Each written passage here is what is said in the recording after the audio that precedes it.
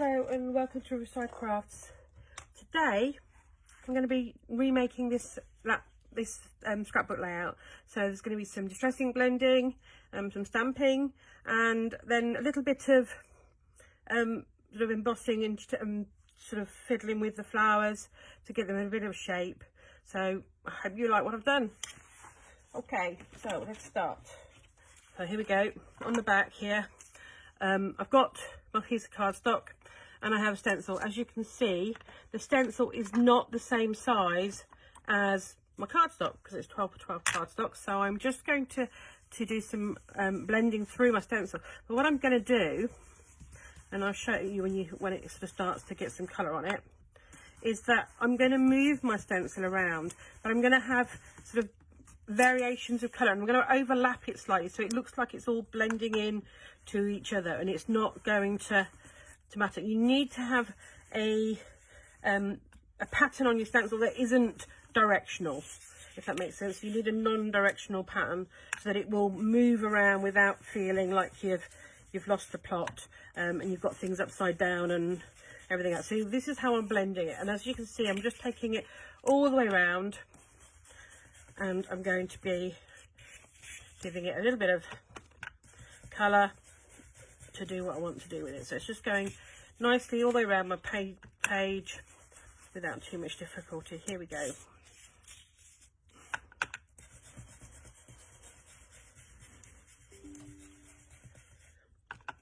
So I'm just blending it, and it's just giving me a little bit of colour. So that is my outline then for my piece of cardstock. Okay, so I'm just going to turn it over now for a second, and here we go. So next step is already done. So I've die cut myself a circle, large circle die. You could use any circle cutter or draw around a plate. It's not a major issue what you use to get your circle. And I've stamped on my circle using a script stamp and distress ink. The colour I've used is brush corduroy, and the colour around the outside is Stormy Sky. So I've got my and I've blended around my edge in the same way as I did with the stencil.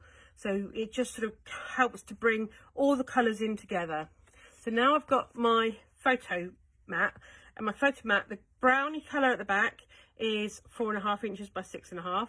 The cream is 4.25 by 6.25, which means that when I put my 4x6 photograph on it, it will sit perfectly and give me a really nice finish. Okay, now I've got some paper that I'm using to obviously help decorate, and the papers are not the same colour backgrounds as what the brownie tone that I've been using is, the brush corduroy. So I've blended over my papers. Doesn't matter if I've gone over and it's a bit more, it just helps to add to it. So they've had me blending those to help with the colours all to come in together now. So you can see how it's all, because this one has a very white background, this is sort of a more grey, and then this one was quite dark beigey colour. So by adding the same distress ink all the way around it, I've brought them all in together.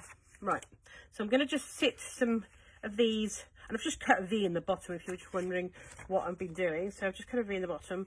I'm going to put those two like so, and I'm going to bring this one across here so my mat can sit on it. I think I'm going to put that one actually behind that so that I can see that colour, and behind that bit, there we go.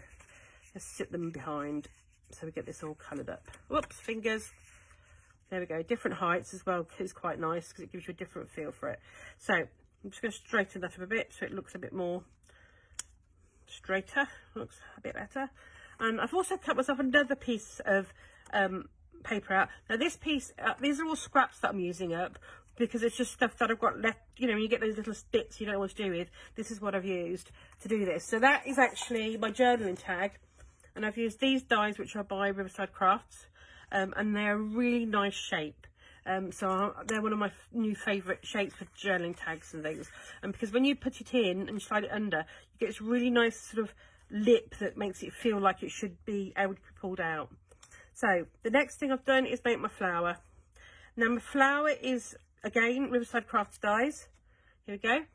And I love them. They cut beautifully, so there's no problem there. All I've done is I've stamped on the cream card before I cut it, and then I've just sort of put a hole in the middle of them all and put the brad in through the middle. I've also got a couple of leaves, and these leaves are from the range also from Riverside Crafts to do some leaf dyes, and I just thought just a slightly different colour just lifts it. So that is my layout. That is how I've done it. So there's a little bit of glue top and bottom here, and on these bits to hold it all in, and then my tag comes out as and when I want to journal on the front or the back, it doesn't matter. I make it look like graffiti if I want to. If I've got a landscape photo, I'm just going to turn it like so and pop that in there. So it's done. You know, it's up to me how much of my circle is showing, and where I want to do. I can pull things out further, and I can add things in. So it's all about moving it and playing with it as you're looking at it, depending on the photograph you've got. But by using your different die cuts and your distressing, you should be able to pull all those slightly different colours together to make it a little bit more cohesive. So anyway, so there we go. So that's what I did. Here is the finished product again. Okay, look, here we go, die cuts and the circles under there, just to give it a little bit of oomph. So I hope you've enjoyed watching this, and I'm going to put it up online in a little bit, because for some reason the live's not working today. So have fun and take care. We'll see you next week.